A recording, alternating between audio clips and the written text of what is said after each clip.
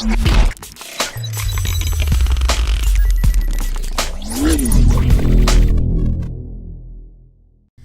guys, what's going on? My name is Stando TV, and I just recently got to play the Star Wars Battlefront 2 open beta, along with many of you guys. Many of you guys came and hang out actually on the live stream, played with me, and some of you guys have played it on your own.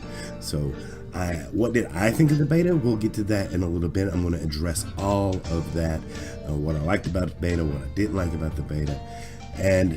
But first, I want to address EA specifically and Star Wars. I'm going to make this my Star Wars opus, my message to EA. First of all, EA, I praised you a couple of weeks ago for making the DLC and all the future expansions and not splitting up the player base. But somehow I knew that you were going to mess this up. You were going to screw this up by implementing loot boxes, and I was right.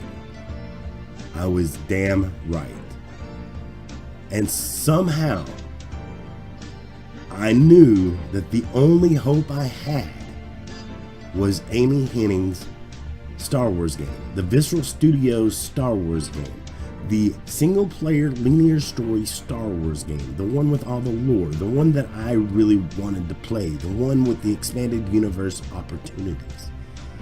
But you're not happy because you don't make money off of single-player experiences, so you close down Visceral Studios and you're handing that off to turn it into a multiplayer shared world universe game. EA, what the if for some reason you didn't get to play the beta, let me break it down to you guys.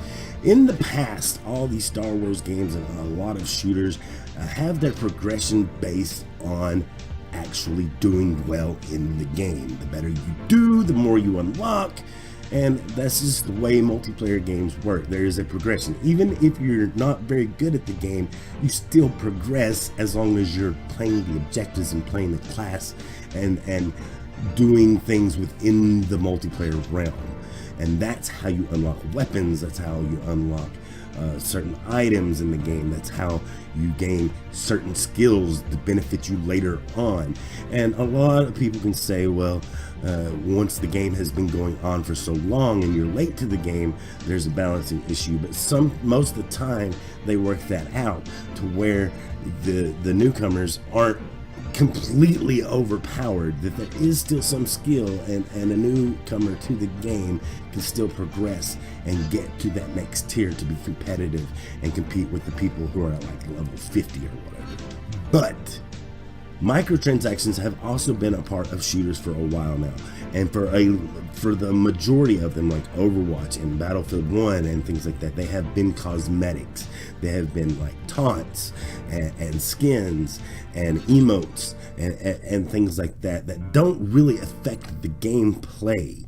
It's not really a true pay-to-win experience because they're not affecting the progression in any way by having these microtransactions in there. And even though they don't affect gameplay, we've been preaching about them because eventually we saw that sooner or later down the road, microtransactions are going to come in and be shoehorned into the game and built around these microtransactions. And that is certainly the case here with Star Wars Battlefront 2. We see that the progression is now in these loot boxes. And sure, you can earn these loot boxes in the game. Without a doubt, you can earn loot boxes in the game. You can earn star cards. You can earn the weapons. You can earn the buffs and abilities and things like that through playing the game. However, we don't know what the drop rate of certain things are. Obviously, there are legendary abilities, and what is the drop rate of those? And how many crates are you going to go through before you get a legendary card? And we don't know. But we do know that other similar properties out there, like League of Legends, have revealed to us that to get some of their legendary loot within that game, it's a 2% chance. A 2% chance. And to make matters worse, these loot boxes that we're talking about that you can't earn in game, you can also buy. So you can pay to get several progression levels ahead. You can pay to get more star cards and then crumble those star cards into scrap or whatever the in-game currency is to buy even more loot boxes, or to add more abilities to the star cards, so you can break down the scrap and create buffs, more buffs, and attach more buffs to the star card, making your character even more powerful. But that's how you get it. That's how you get the material, is from dismantling the items that you've earned, the duplicate items that you've earned. This is something that we see in free-to-play card games like Hearthstone that doesn't cost the player any barrier to entry. But this is a $60 title that we're already paying up front for. And sure, you're making the season pass and the DLC, but from a consumer standpoint, we thought that was because there was no single player content and there wasn't enough game modes or heroes included. There wasn't even Space Battle included with the original attempt at Star Wars Battlefront from EA. We thought that was an apology letter, an I love you letter. For whatever reason, us gullible people thought that maybe EA was changing. I didn't. I knew that you were going to screw this up. I, without a doubt, had a feeling that loot boxes were going to be more prevalent in this game. And it's gotten to the fact that you don't even care. You hear people complaining about this online, and the only hope we had was Amy Hennig's game of actually delivering an awesome Star Wars experience that was just as linear storytelling, more lore, all this beautiful stuff. And you close down that one office because they're not making a game that would produce games as a service, which would make more loot boxes for people to buy. So you took that game away from them, and you're giving it to the Toronto developer to make them. It's just baffling how stupid and ignorant and greedy this company is. We're talking about a company, and you can say, oh, this helps keeps the servers going. This helps keeps the game, making sure it has fresh content coming out and things like that. Who is going to be playing this game 10 years from now? Guys, really? Who? The servers probably aren't even going to be online 10 years from now because the player base is going to go elsewhere. This game, this makes it prevalent as a game for 3 years, maybe 3 years, until the next big shooter comes out. So why do they need to keep dumping all this content and making new content for people to return to when there's new games coming out that people are going to leave this game to go play that? What about Star Wars Battlefront 3? What you're creating here, EA, is a predatory environment that is targeting people who are misinformed or don't know any better. They just casually play games. They probably pick up a game once every 5 to 10 years. They'll probably only play the games with big franchises attached to it, like Star Wars or Middle Earth, Lord of the Rings, or the Harry Potter franchise. They only play games with big franchises attached to it. That's how casual they are. And you're reaching out to that mass audience outside the hardcore gaming core, and you're preying upon them. These are children. These are hard-working class adults that just want to come home and unwind with their favorite like franchise characters. You're preying on them. This is very predatory. You're taking advantage of people who have control problems when it comes to gambling like scenarios. You're taking advantage of people who have an addiction to gambling, and we know that the loot box system is a way to suppress that gambling thing. It satisfies that gambling crave within certain people, and you're preying upon them. This is a deliberate predatory. Why? Because you make billions of dollars a day doing it. We've seen that when you did it with the sports games.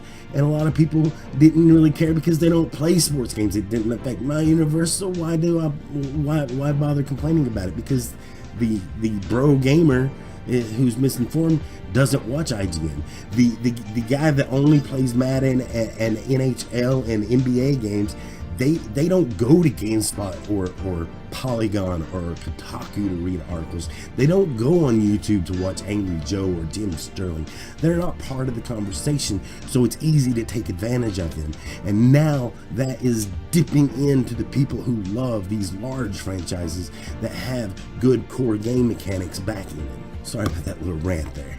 What did I think of the beta outside of the loot boxes?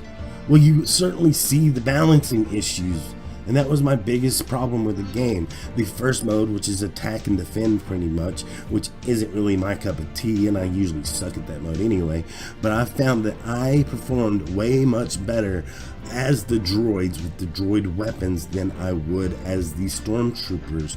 And I'm sure that if I was the stormtroopers side and I had spent a lot of money, because I saw a lot of players doing this, taking their star cards and upgrading the buffs, and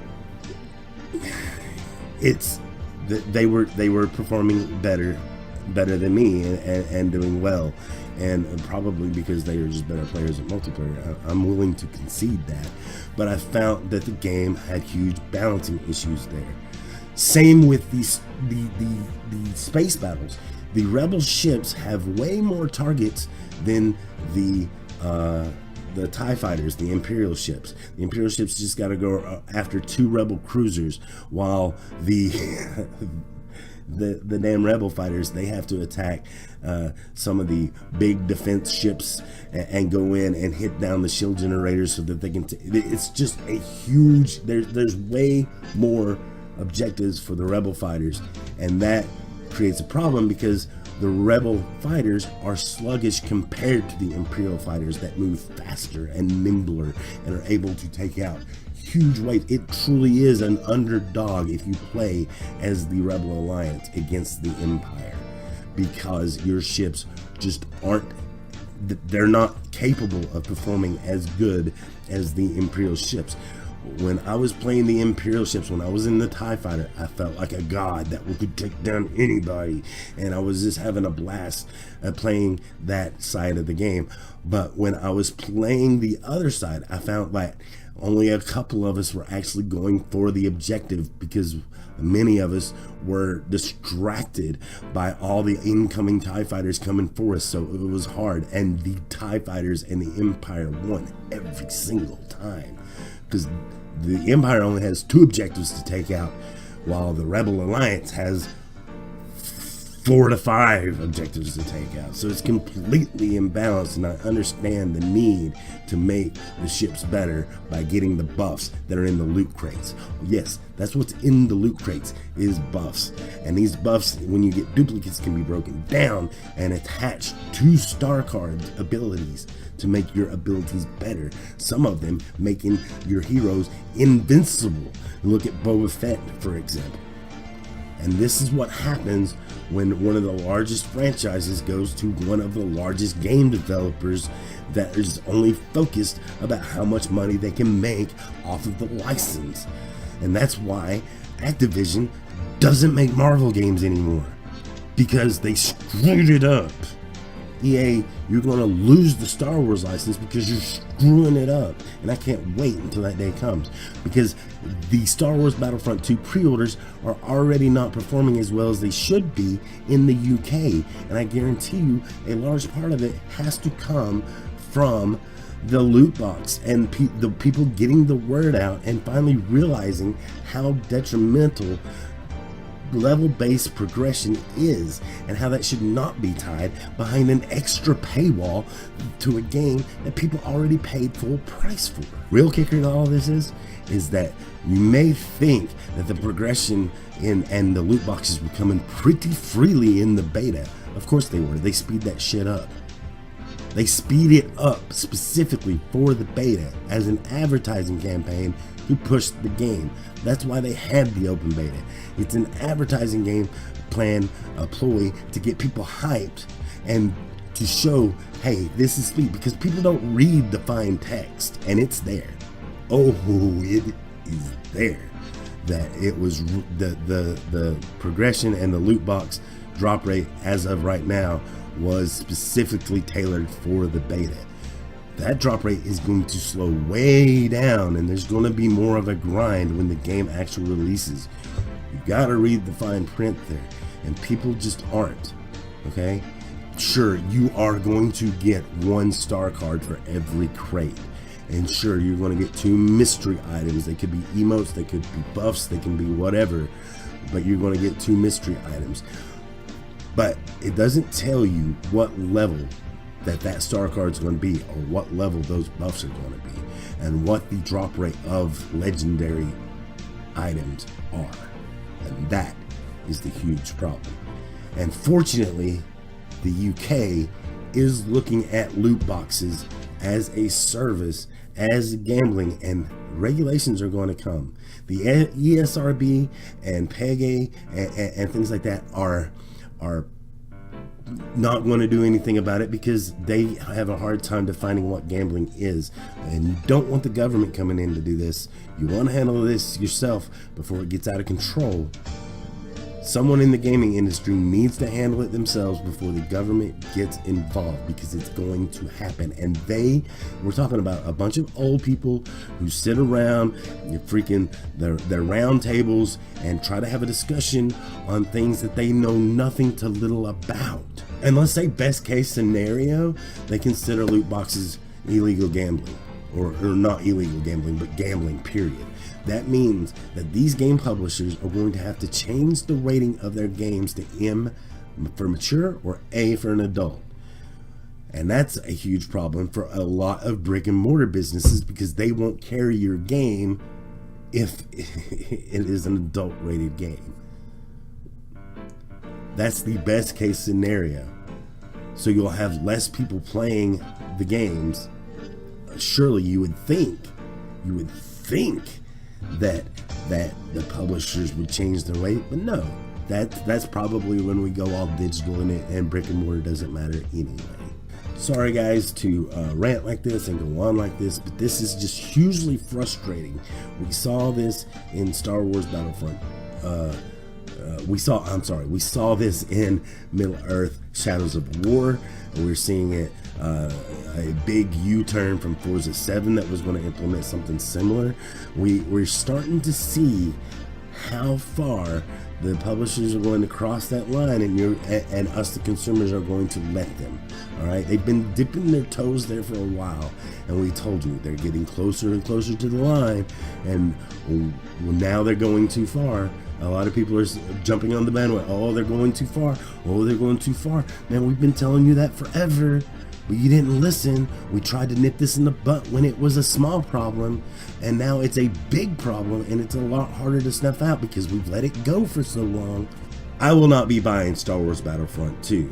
I will not be buying Middle-earth Shadows of War. If you want reviews for those games, I suggest you look at other media outlets, because I am not going to be reviewing those games, simply because I do not buy video games that have I'm not saying I don't buy video games with microtransactions, just because just about every game has microtransactions these days, but I do not buy games with random loot boxes that affect the gameplay. I refuse to do it. I'm not going to do it. I have not bought Activision games since the first Destiny. Yes, many people say, but Stando, you played Advanced Warfare. That game was purchased for me by a member of the audience who played the game often, and he's one of my best friends, and I wanted something to play with him. I didn't participate in any of the transactions. I didn't buy the game. I wasn't going to buy the game, and I wasn't going to go out of my way to buy that game. He bought it for me. One of the biggest AAA published games that I had bought recently like this was Battlefield 1. And you know what? Battlefield 1 had microtransactions in it, sure. They had loot boxes, sure. But it was cosmetic, and and the squad XP boost were the only 2 items ever in those crates, in those battle packs. That's it. You can get legendary skins, big whoop. They didn't affect the gameplay, and I didn't really care to play the game because I didn't really care, and I never equipped any of the skins that I earned.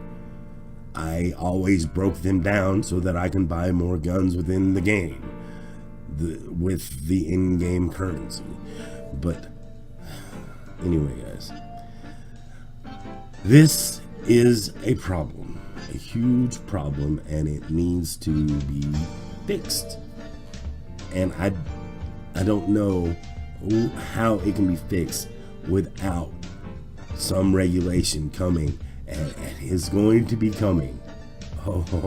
Consumer relations and company, it's coming. It's fixing to all come to a head, and the tipping point, it's going to fall apart, and that could be a bad thing. It could be a good game. I would rather see from the publishers a slight increase in price, maybe a $70 game, maybe an $80 game, to justify them needing more money for development than I would this. Anyway, guys, that's just one man's opinion. Tell me what you guys think down in the comments below. Don't forget to hit the like button so that people can find my video. But if you didn't like the video, you can hit the dislike button too. Nobody has to say that you have to agree with me. I'm not buying Star Wars Battlefront 2. I can't control what you do, so if you buy it, good for you. If you're having fun with it, good for you. That's awesome. I'm just telling you where I'm coming from and what I expect out of my games. I'm not telling you what to do with your hard-earned cash. I'm just telling you what I plan on doing with my hard-earned cash. Anyway, guys, till next time, guys, remember that I love your face. I'll see you on the flip side. Have a good one.